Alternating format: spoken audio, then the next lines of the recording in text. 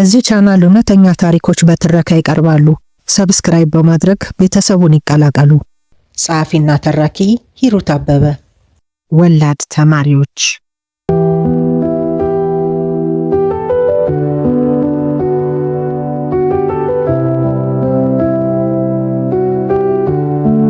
ቢሮዋ ተቀምጣ በእስክርቢቶ ጠረጴዛ እየቆረቆረች በሐሳብ ትናጣለች። የሰራተኞች የሥራ መውጫ ሰዓት በማለፉ አካባቢው ጭር ብሏል። ከማስተማር ስራዋ በተጓዳኝ የተማሪዎች አገልግሎት ምክትል ዲን በመሆን ለ3 ዓመታት እዚህ ቦታ ላይ ተቀምጣለች።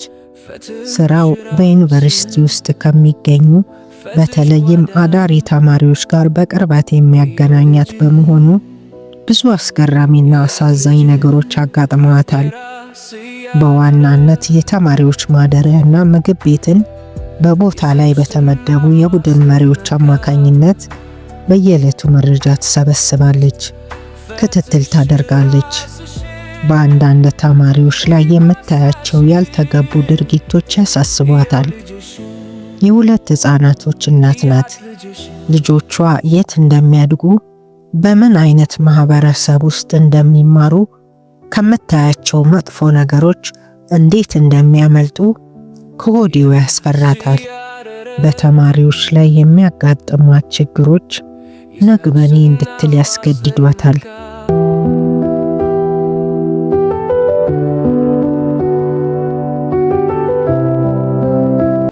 ከቅርብ ቀናት በፊት 3 ተማሪዎች እርጉዝ መሆናቸው ታውቋል በሚል መረጃ ከሴት መኝታ ቤት ተቆጣጣሪዎች ወይም ፕሮክተሮች እንደደረሳት 3ቱንም ተማሪዎች በየተራ አስጠርታ አነጋገረች። የመጀመሪያዋ የ1ኛ ዓመት ተማሪ ስትሆን 12ኛ ክፍልን እንዳጠናቀቀች በቤተሰቦቿ ተድራለች። የጋብቻዋን ማስረጃ ከተመለከተችና ልጅቷ ከመጣችበት ክልል ከመጡ ሌሎች ተማሪዎች ባገኘችው መረጃ እውነተኛነቱን አረጋገጠች። ተማሪዋም የመውለጃ ጊዜዋ ሲደርስ ወደ ቤተሰቦቿ እንደምትሄድ ስለገለጸችላት ዕዳ ቀለለ። ሁለተኛዋ የ3ኛ ዓመት ተማሪ ናት። አስረገዘኝ የምትለውን ተማሪ ማስጠርታ ቁጭ አድርጋ አነጋግረዋለች። ተማሪው ገና ጉዳዩን ስታነሳበት ቁጣ አለው። ለምን እጠራለሁ? ለምንስ እጠየቃለሁ? መጠንቀቅ የነበረባት የምታረግዘው እንጂ እኔ አይደለሁም። ለራሷ ማወቅ ነበረባት ወዘተ በማለት አጉረመረመ።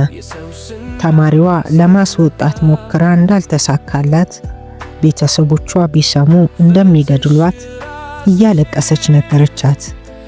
ምን እንደምትመልስላት ጨነቃት።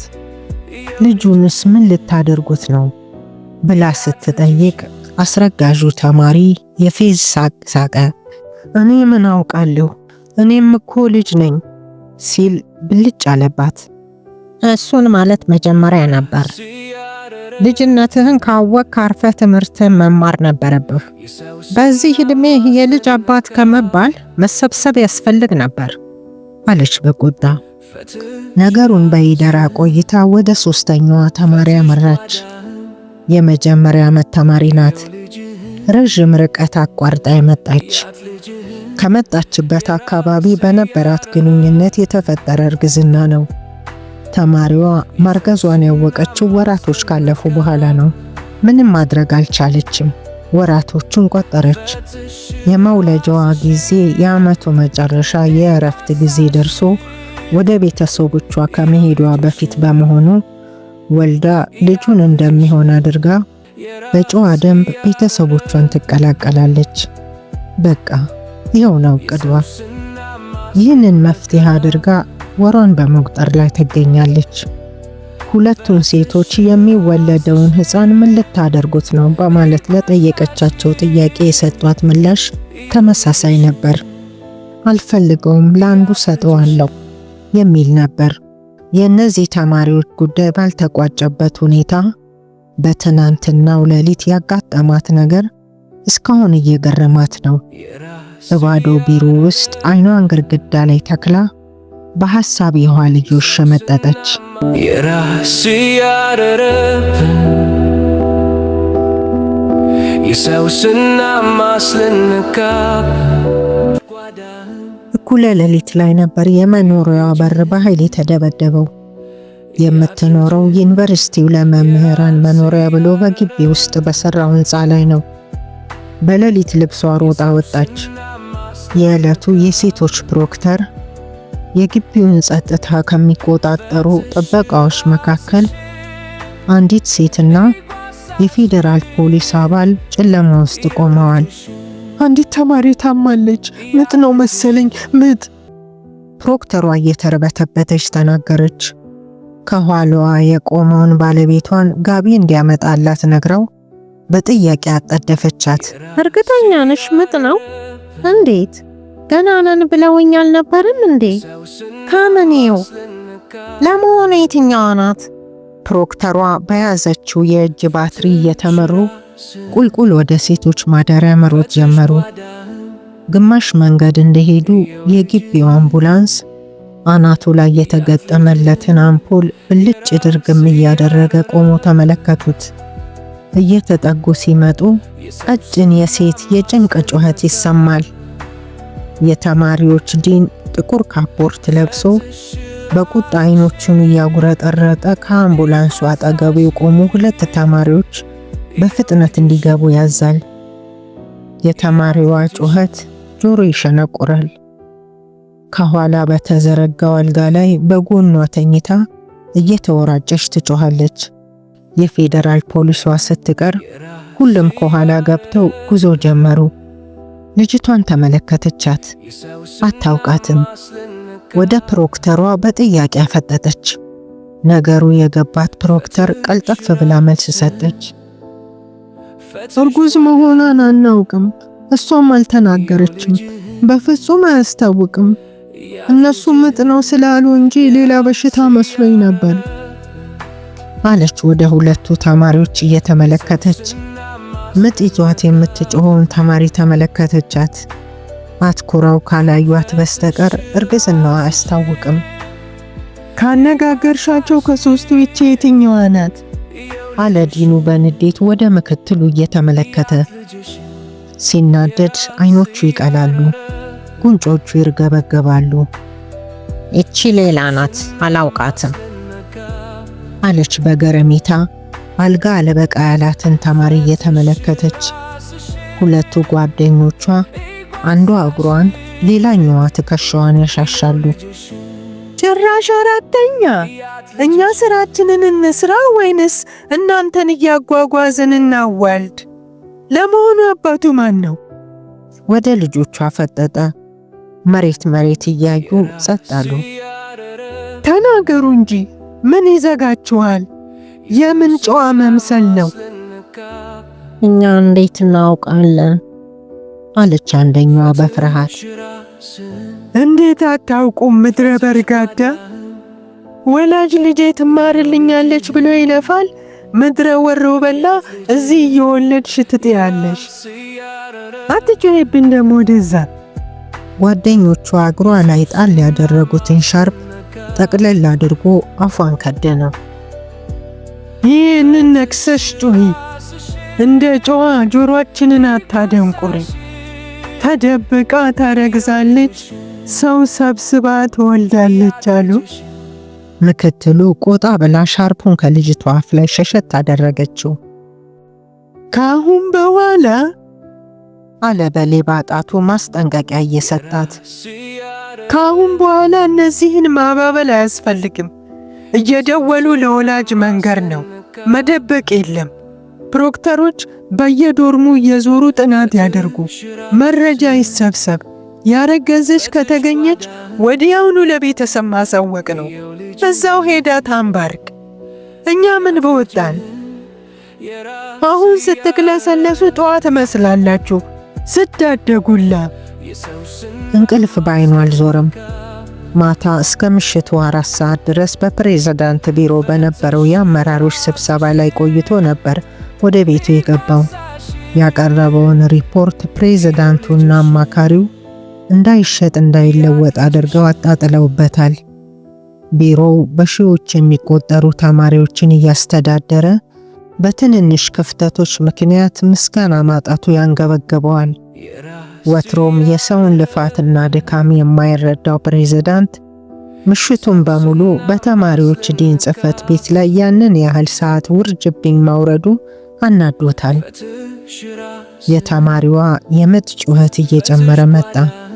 አምቡላንሱ ጭር ባለው መንገድ ሳይረኑን እየለቀቀ ተፈተለከ። አንቺ ያዝ አድርጊው፣ እዚህ ወልደሽ ደግሞ መከራችንን እንዳታበይን። ለመሆኑ 9 ወር ሞልቷታል? አለ የሆዷን ማነስ እያስተዋለ። ተማሪዎቹ ያልሰሙ መስለው ጭጭ አሉ። እናንተን አይደለም እንዴ የምጠይቀው? እኛ እናውቅም። ማወቂያሽ ይደፈን። ከእያንዳንድሽ ጋር ነገ እንነጋገራለን። የራስ ያረረብን የሰውስና ማስልንካብ። ሆስፒታል እንደደረሱ ብዙም ሳይቆይ ተማሪዋ ተገላገለች። ንጋት ላይ አጥሚት ሰርታ ይዛላት ስትሄድ ጓደኞቿ ከሆቴል ያመጡላትን ምግብ አልጋ ላይ ተቀምጣ እየበላች ነበር። ሌሊት አምቡላንስ ውስጥ ወዲያና ወዲህ ስትወራጭ የነበረችው ልጅ አልመስል አለቻት። ቆንጅዬ ናት፣ ጠይም እርጥብ ዓሳ። ወደ ዩኒቨርሲቲው ተመልሳ ወደ ቢሮዋ ስታመራ የእጅ ስልኳ ደወለ። የሆስፒታሉ ነርስ ነበረች። ሕፃኑን ጥላ ልጅቷ ጠፍታለች ስትል አስደነገጠቻት። በፍጥነት ወደ ፕሮክተሮች ቢሮ ደወለች። ፕሮክተሮች ወደ ተማሪዋ ማደሪያ ሄደው አጣርተው ደወሉላት። ልጅቷ አልጋዋ ላይ ተኝታለች። የራስ ያረረብን የሰውስና ማስልንካብ። ከሐሳቧ የባነነችው የቢሮዋ በር ሲንኳኳ ነበር። ሰዓቷን ተመለከተች። በቀጠሮዋ ሰዓት ደርሳለች። ውጭው ደንገዝገዝ ማለት ጀምሯል። በሩን ከፍታ ካስገባቻት በኋላ ከውስጥ ቆልፋ እንድትቀመጥ ጋበዘቻት። ከእግር እስከ ራሷ ተመለከተቻት። ከደህና ቤተሰብ የመጣች ለመሆኗ ምስክሮቿ በርካቶች ናቸው። እንዴት ልጅሽን ጥለሽ ትወጫለሽ? ወገብሽስ እንዴት ቻለ? ለመውጣት ምን አጣደፈሽ? በጥያቄ ላይ ጥያቄ አከታተለችባት። ተማሪዋ መልስ አልሰጠቻትም። አንገቷን አቀርቅራ የጣቶቿን ጥፍሮች ታፋጫለች። ለመሆኑ ስንት ዓመትሽ ነው? 18። አባቱ ማን ነው? ተማሪ ነው ወይስ? ልጁንስ ምን ልታደርጊው ነው? የቱን ልጅ? የወለድሽው ነው። ጡት መጥባት እንዳለበት አታውቂ? ወንድ ነው እንዴ? ጎሽ፣ ጭራሽ ምን እንደወለድሽ አታውቂ? ሴት ሲሉ የሰማው መስሎኝ ነበር። ጉዳዩ አሁን ጾታው አይደለም። ለምን ጥለሽ ወጣሽ? በቃ ምን አደርገዋለሁ? አልፈልገውም። ልጅሽ እኮ ነው። መሰለሽ እንዴ አልፈልገውም እፈልገዋለሁ የሚባለው? አባቱስ? ተማሪዋ ለመናገር ፈቃደኛ አልሆነችም። ጥሩ ነዋ። የማትናገሪ ከሆነ ምን ችግር አለው? ተሽከርካሪ ወንበሯ ላይ እንደተቀመጠች ሸርተት ብላ ኮምፒውተሯን ከፈተች። ተማሪዎች ወደ ዩኒቨርሲቲው ሲመጡ ስለ ማንነታቸው የሞሉበትን ፎልደር መፈለግ ጀመረች። የወላጆች ወይም የአሳዳጊዎች ስምና አድራሻ እንዲሁም ስልክ ቁጥራቸው ሰፍሯል። የእናቷንና የአባቷን ሙሉ ስም በመጥቀስ ልጁን እንዲረከቡ እንደምታሳውቃቸው ስትነግራት ተማሪዋ ዘላ እግሯ ላይ ተጠመጠመች። ሚስ፣ በልጆችሽ ይዤሻለሁ። ወላጆቼ ከሰሙ ያብዳሉ። በእነሱ ቤት እኔ ምንም ነገር የማላውቅ ሕፃን ልጅ ነኝ። በእናትሽ ሚስ፣ እንደሱ አታደርጊ። እያንዳንዷን ነገር ሳትዋሺ ከነገርሽኝ እንስማማለን። አለበለዚያ ግን ነገሩ ቀላል ነው። ተማሪዋን ለማወጣጣት እንጂ ደፍራ እንደማታደርገው ታውቀዋለች። ምክንያቱም ከዚህ ቀደም በነበሩ ዲኖች የተፈጠረውን ዘግናኝ ታሪክ ሰምታለች። ታሪኩ እንዲህ ነበር። የራስ ያረረብን የሰውስና ማስልንካብ አንዲት ተማሪ አብረዋት ከሚያድሩ የዶርማ ተማሪዎች በስተቀር ማንም ሳይሰማ እዛው ዶርም ውስጥ ወለደች።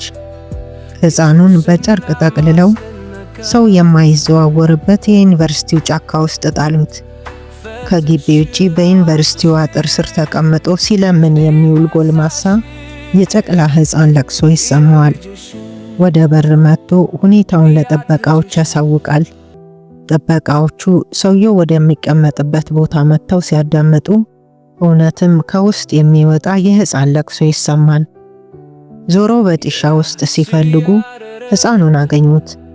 ይዘው ለተማሪዎች ዲን አስረከቡ። በሴት ተማሪዎች መኝታ ቤት በሙሉ ፍተሻ ተደረገ። ተማሪዎች የሚጠራጠሩት ነገር ካለ ጥቆማ በሚስጥር እንዲያደርጉ ስልክ ቁጥር ተሰጥቷቸው የገንዘብ ሽልማትም እንደሚደረግላቸው ተነገራቸው።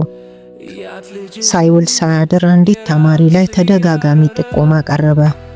ሆዷ የእርጉዝ ይመስል እንደነበርና አሁን ግን ወደ መታጠቢያ ቤት ስትመላለስ ሲያዩት ሆዷ መጉደሉን፣ ሰሞኑን አሞኛል በማለት የትም እንደማትሄድና ጓደኞቿ ምግብ ከሆቴል እንደሚያመላለሱላት፣ ባልተለመደ ሁኔታም የዶርማ ልጆች ሲወጡና ሲገቡ ዶርማቸውን እንደሚቆልፉ ወዘተ መረጃ ቀረበ።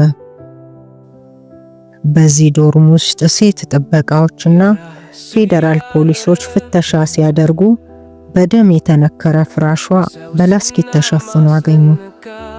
ተማሪዋና ጓደኞቿ ጥያቄ ሲበዛባቸውና ከዩኒቨርሲቲ እንደሚባረሩ ሲነገራቸው ሚስጥሩን አወጡ።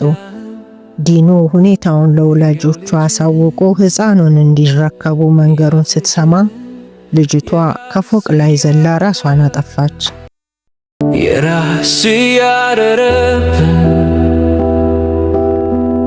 የሰውስና ማስልንካብ ተማሪዋ ታሪኳን መዘርገፍ ጀመረች። ወላጆቿ የተማሩና ጥሩ ገቢ የሚያስገኝ ስራ የሚሰሩ በመሆኑ ያለምንም ችግር ተንደላቃ ነው ያደገችው። የ8ኛ ክፍል ተማሪ ያለች በትምህርት ቤታቸው በሚከበሩ የተለያዩ ፓርቲዎች ላይ በተማሪዎች በድብቅ በምግብና መጠጥ ተመስለው በሚገቡ ሱስ አስያዥ ነገሮች ተነድፋ አሁን ድረስ የተለያዩ እጾችን ትጠቀማለች። ምሽት ላይ ከቢጤዎቿ ጋር ዘውትረው ለጭፈራ ይወጣሉ፣ ይጠጣሉ፣ ያድራሉ። እርግዝና ለሷ ብርቅ አይደለም። 4 ጊዜ አስወርዳለች። ያሁኑንም አስሞክራ ነበር። ለምን እንደው ባታውቀውም አልተሳካላትም። ከተለያዩ ወንዶች ጋር ግንኙነት ስለምትፈጽም የልጇ አባት ማን እንደሆነ በውል አታውቀውም። ለማወቅም አትፈልግም። እንኳንስ አባቱን ልጁንም አትፈልገውም። በቃ HIV ኤድስ በዚህ ዘመን አይፈራም ማለት ነው። ለማንኛውም ያዋለዱሽ ነርሶች ልጅ የሚፈልግ ሰው ስላለ እንስጠወይ ያሉ ነው። ጥሩ ነው ሚስ፣ ይስጡት። በዛ ወርዋራ መንገድ ተጠቅመን ያንቺ መሆኑ ሳይታወቅ ቤተሰቦችሽ እንዲያሳድጉት ብናደርግስ? በፍጹም አይሆንም ሚስ፣ አይታሰብም። ዋናው ማደጎ ነው አይደል? የሚያሳድገው ከተገኘ ቤተሰቦች ጋር ምን ያደርጋል? ልጅሽ እኮ ነው። አንድ ቀን ትፈልጊዋለሽ። መቼም አልፈልገውም። ለማንኛውም ወደ ሆስፒታል ሄደን የሚወስዱትን ሰዎች እንተዋወቅ። አድራሻቸውን ብንይዝ ጥሩ ነው። ስለ ነገ ማወቅ አይቻልም። ገና ልጅ ነሽ። ምን እንደሚያጋጥምሽ ታውቂያለሽ። ነገርኩሽ እኮ ሚስ፣ በፍጹም አልፈልገውም። መቼም ሰዎቹንም ማወቅ አልፈልግም። በቃ እኔ ጨርሻለሁ። ወደ ትምህርቴ ተመልሻለሁ። ፈጠን ብላ ከቢሮዋ ወጣች። የራስ ያረረብን የሰውስና ማስልንካብ ፈትሽ ራስን ፈትሽ ጓዳን እየው ልጅህን ያት ልጅህን የራስ ያረረብ የሰው ስና ማስለነካ ፈትሽ ራስሽን ኢጓሳሽን የው ልጅሽን ያት ልጅሽን። በዚህ ቻናል በማህበራዊ ህይወታችን በገሃድ የተፈጸሙ ክስተቶች በትረካ ይቀርባሉ። ሰብስክራይብ በማድረግ ቤተሰብ ይሁኑ። ፈትሽ ራስን ፈትሽ ጓዳህን የው ልጅህን ያት ልጅህን